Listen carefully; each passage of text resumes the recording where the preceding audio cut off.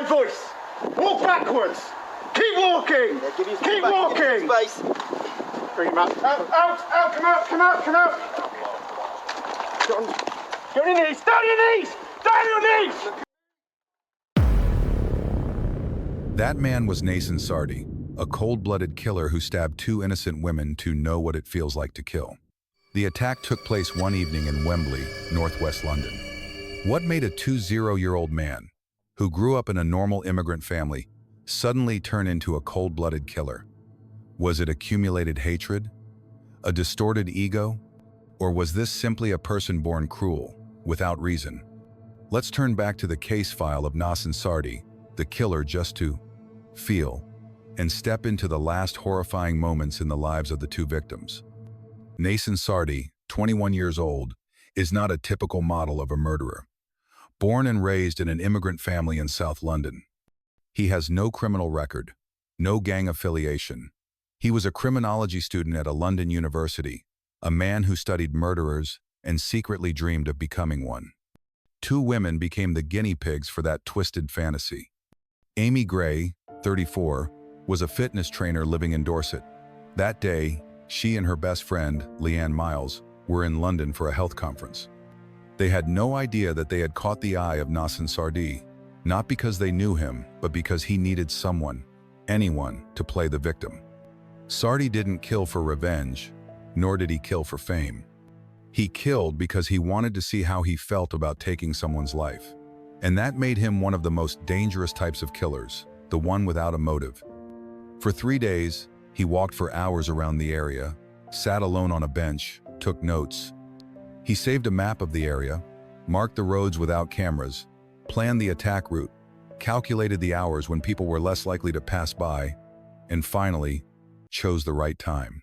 On the evening of May 24, 2024, Nasen Sardi left the hotel at 7:43 p.m., wearing a black outfit and concealing the kitchen knife he had just bought. More than 3 hours later, at around 10:45 p.m., he quietly approached Amy Gray and Leanne Miles from the side as they walked through a dark area located behind the public baths along the Durley Chine beach. Without warning, without a sound, Sardi suddenly lunged forward, stabbing Amy repeatedly in the neck and chest with great force, causing her to collapse almost immediately. Leanne panicked and ran away, but he did not stop. He chased her along the sand and stabbed her more than 20 times in the back and side until the victim collapsed by the water's edge. When the two lay motionless, Sardi did not flee immediately. He stood still, silently observing for a few seconds, as if recording the results of an experiment, before turning and leisurely leaving the scene. Returning to the hotel through the small alley he had chosen in advance to avoid the cameras. It all happened in absolute silence. No words, no signs of remorse, just brutality carried out coldly and precisely. At around 10:50 p.m., just minutes after the attack, a resident walking along Durley Chine Beach discovered the two women lying motionless on the sand. Amidst the murmur of the waves and the dim light, the man hurriedly called 999. His voice panicked and only managed to say, "One of them is not moving. Looks like he has been stabbed." The police and paramedics responded quickly, arriving at the scene within minutes. The police found the two victims lying less than 3 meters apart on the sand. Amy Gray had no pulse and was pronounced dead at the scene. Leanne Miles was still breathing, albeit weakly, with multiple deep stab wounds to her back and ribs. She received emergency first aid at the scene before being taken to hospital in critical condition. Although she survived, Leanne suffered severe physical and mental injuries. That night, the entire beach area was cordoned off for forensic work. Under the spotlights of the crime scene investigation team, forensic experts searched every centimeter of sand around the body and the victim's location. The autopsy report determined that Amy Gray died from acute blood loss, the result of at least 10 deep stab wounds to the neck, chest, and shoulder, all from the same sharp blade, approximately 10 to 15 centimeters long. At the scene, the forensic team discovered and collected many important traces: a trail of blood leading from the attack site to the walkway, footprints on the sand, a nylon bag left nearby, a torn piece of black cloth suspected to be from the killer's shirt, and a strand of blood-stained hair. No murder weapon was found at the scene, but it was evident that the killer had prepared carefully and knew how to erase the traces. Those silent clues in the middle of the quiet night at sea were the first key to opening the journey to find the killer, a seemingly harmless student. Immediately after sealing off the scene, the Dorset Police Department's major crime investigation team began analyzing every little detail in the cold, damp coastal night. There were no direct witnesses. The attack had happened too quickly, too quietly, but the sand didn't lie.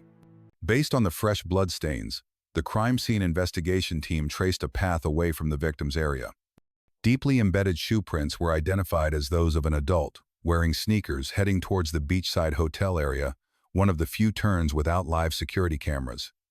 When checking the CCTV systems of the hotels around the scene, a video from an internal camera recorded a young man returning to the hotel at around 10:58 p.m., less than 15 minutes after the incident. He was wearing different clothes than when he left the hotel a few hours earlier. His face was not clearly visible, but his gait and timing were strangely consistent. What caught the police's attention most was not his return, but the calmness in his movements, not hurried, not flustered. Every move seemed deliberate, as if the person knew exactly what to do, as if he knew not to leave anything behind on the way back. It was from that coldness that the police began to suspect. The killer not only had the skills to do it, but also knew how to get away with it, and that suspect could be very close. When the physical evidence at the scene only drew the first lines, the police were forced to rely on technology to piece together the whole picture. First of all, from CCTV data and bank transactions, two sources of information that do not lie. A video from a local store, extracted on the afternoon of May 24, shows a young man in a gray shirt and a hat buying a kitchen knife, a pack of tissues, and a black hooded jacket. The transaction was paid for with a bank card in the name of Nasen Sardi, a 1-year-old student who was staying at a hotel near the beach. Next, from the public CCTV system along Durley, Chine beach, the image extracted at the exact time of 10:45:11 p.m. recorded the silhouette of a tall, hooded man quietly leaving the scene area, just minutes after the attack was reported. Without needing to see the face, the posture and height were enough for the investigators to start seriously questioning. From there, the investigation team immediately checked the hotel reservation system around the area and determined Nasen Sardi had arrived in Bournemouth 3 days ago, stayed alone, registered no accompanying person, and had no specific work or travel schedule. Phone data collected from Sardi's device showed that he had saved a map of the area, marking the coastal routes with the fewest cameras as a reconnaissance guide. In addition, the phone notes contained detailed descriptions of what to avoid. Do not enter the light frame, avoid eye contact, keep an initial distance of 5 meters. These lines convinced the police that this was not a spontaneous attack, but a murder designed as a field exercise. The coincidence of the observation over the days, the route to avoid cameras, the shopping items, and the CCTV timelines was enough to convince Dorset police chiefs to approve an urgent arrest warrant. And just a few hours later, the police approached the room where Nasen Sardi was sleeping, still alone, calm, and silent as he had been. Early on the morning of May 25, at 7:45 a.m., the Dorset Police Task Force approached the hotel where the suspect was believed to be staying. Keep walking! Keep walking! Stop! Turn around! Walk backwards! Raise your head! Walk backwards towards my voice! Walk backwards! Keep walking! Keep walking! There was no resistance. When the police knocked on the door, Nasen Sardi opened it himself, calm, dressed in all black, with no luggage or signs of leaving. The room was quiet, unnaturally tidy, as if he had never left, or had cleared away everything he needed to after returning from the scene the night before. During the search, police seized a pair of blood-stained sneakers, a notebook filled with notes describing preparations and observations, and several personal electronic devices. All were sealed in accordance with legal procedures and sent for digital analysis as evidence. In the interrogation room, Sardi showed no fear or hesitation. He knew his right to remain silent, and for the most part kept his answers short and cool. When asked why he had come to Bournemouth alone, he simply said, "London is too noisy. I need the quiet." No apology, no direct denial. It was the cold calm of someone who had just completed something he had planned, as if it were not a crime at all, but a milestone in a twisted personal research project. The Nasen Sardi case came to trial at Winchester Crown Court in March 2025, less than a year after the attack. The judge, Neil Harmon, had previously tried some of the most serious murder cases in the past. The courtroom was packed with the press, relatives of the two victims, and representatives of organizations that supported victims of violence. The public watched closely, not only because of the brutality of the crime, but also because of the defendant's unique background, a criminology student, trained to understand and combat crime, but who chose to become a criminal. Nasen Sardi was charged with 2 counts of premeditated murder and attempted murder. He pleaded not guilty, forcing a full trial, with the entire chain of evidence presented to the jury. During the proceedings at Winchester Crown Court, the Crown Prosecution Service, CPS, presented a blistering case, focusing on the meticulous preparation and chilling coldness of the defendant's actions. They argued that the attack was not a spontaneous act of emotion, but the result of deliberate, methodical planning carried out with a terrifying understanding of the criminal investigation system. In court, the prosecutor presented key evidence, CCTV footage from a local store clearly showing Nasen Sardi buying a kitchen knife, tissues, and a black jacket just hours before the crime. Blood-stained sneakers found in the defendant's hotel room, which were later found to be a perfect match to the DNA of victim Amy Gray, irrefutable evidence of his presence at the scene. In addition, the defendant's personal notebook, written in clear handwriting, contained chilling notes on behavioral experiments, with lines such as, "Keep a distance of 6 meters, avoid yellow lights, test the victim's reaction."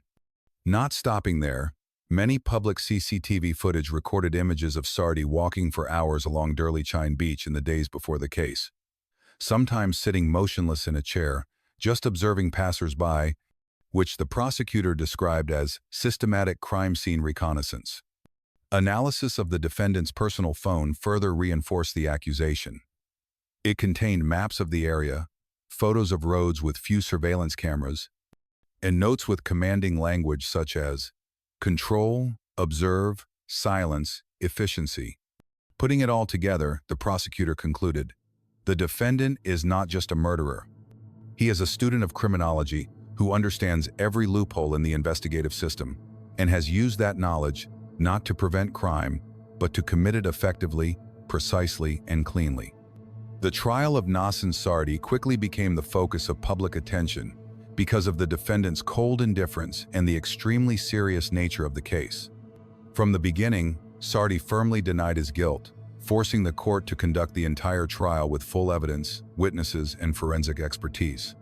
The defense did not dispute the physical evidence, but argued that the client may have suffered from a personality disorder, leading to deviant behavior without control over the consequences.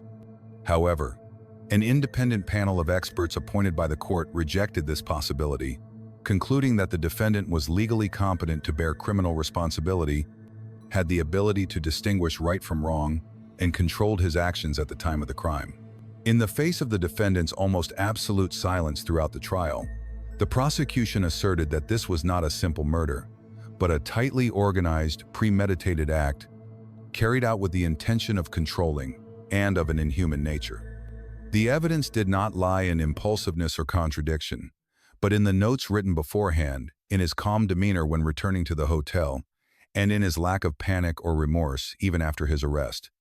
On the 28th of March, 2025, after a jury unanimously approved all charges, Judge Neil Harmon sentenced Nasen Sardi to life in prison, with a minimum of 39 years before he could be considered for parole. In his sentencing remarks, he concluded with a remark that left the courtroom silent. "You didn't kill out of hatred, you killed to experiment, and that's the scariest part of this case." From a legal perspective, there were no mitigating circumstances in the case.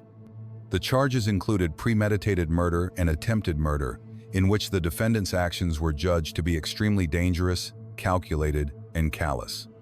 The arguments of mental illness were completely rejected as not meeting the legal standard for mitigating criminal responsibility. This is considered a harsh but necessary sentence, reflecting the level of threat that Sardi's actions pose to society, especially when the offender is the one who understands the law better than anyone. The Nasen Sardi case has not only left a lifeless body on the cold sands of Bournemouth Beach, but has also deepened our understanding of the gap between knowledge and morality.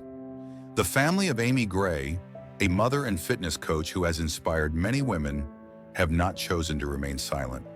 In their statements after the trial, they called on universities and governments to do more to monitor the mental health of students, especially those studying subjects that involve exposure to crime and violence. They also called for tighter controls on media platforms that spread violent content under the guise of entertainment or research.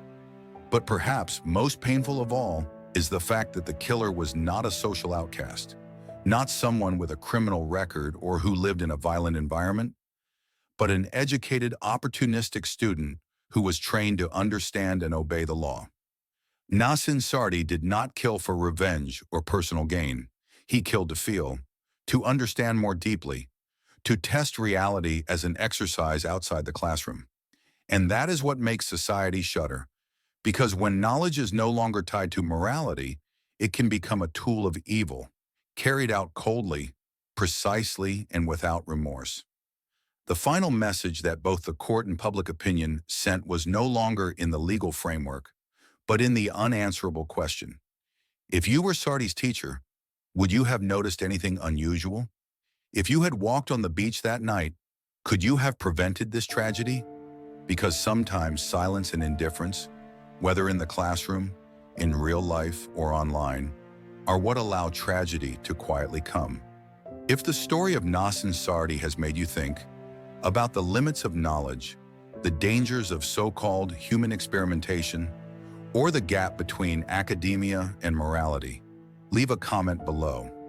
We want to know, what do you think about the verdict, about the motive, and about the responsibility of those around you? Don't forget to subscribe to the channel to continue to expose real-life cases, where knowledge, morality, and crime are sometimes not at two opposite ends, but intertwined, hidden, until all the truth is forced to be revealed.